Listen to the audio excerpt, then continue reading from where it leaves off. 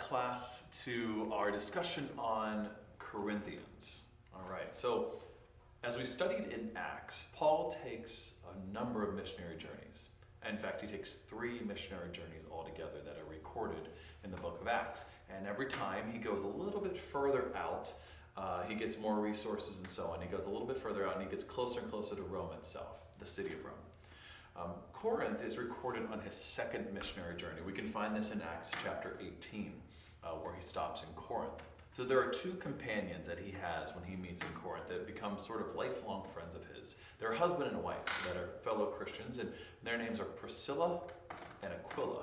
All right, Priscilla, Aquila and Priscilla. I'm not sure if they decided to get together because their names rhymed.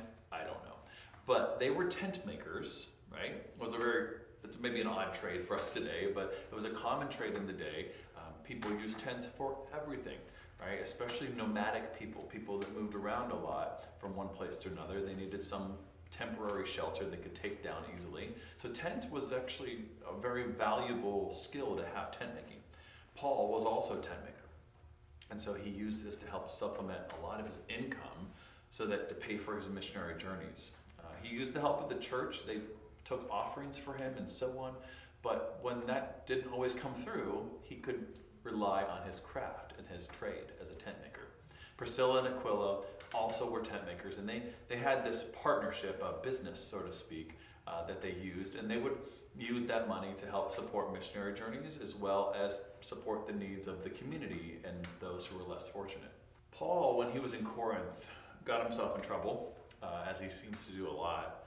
Guy just can't stop talking about Jesus, and everyone wants him to stop. And so he does that, and he gets arrested, and he's brought before a tribunal, basically a courtroom. Basically in Corinth, this is what you need to know, okay?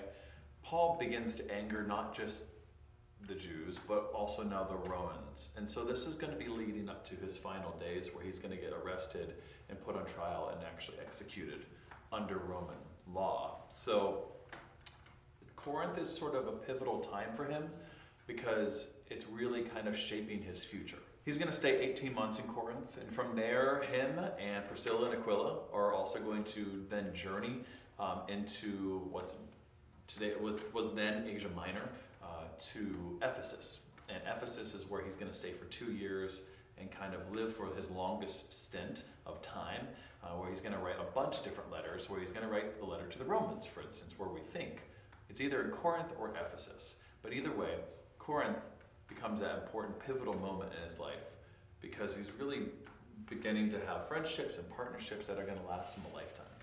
In our next video, we're going to talk about some more of the structures of particularly getting into 1 Corinthians. 1 Corinthians has some of the most beautiful language that Paul ever writes. Things about, we have the love chapter, chapter 13, right? The love is patient, love is kind, and so on. And there's a lot that we have to offer there. But I want you to think about this before we leave today.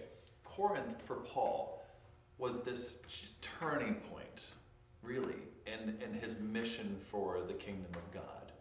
And I want you to think about moments in your life that have been those changing moments. Maybe not as significant maybe as Paul's, maybe not significant as moving to someplace different, but maybe it has been. I want you to think about something that was really a life-changing, altering moment for your faith, where you got a little bit closer to God, where you understood God's purposes maybe a little more for you, because that's what Corinth, I believe, was for Paul. And so, again, next time we're going to be getting into a little bit more specific about 1 Corinthians, but for now, that's going to do it. I'll catch you on the next one.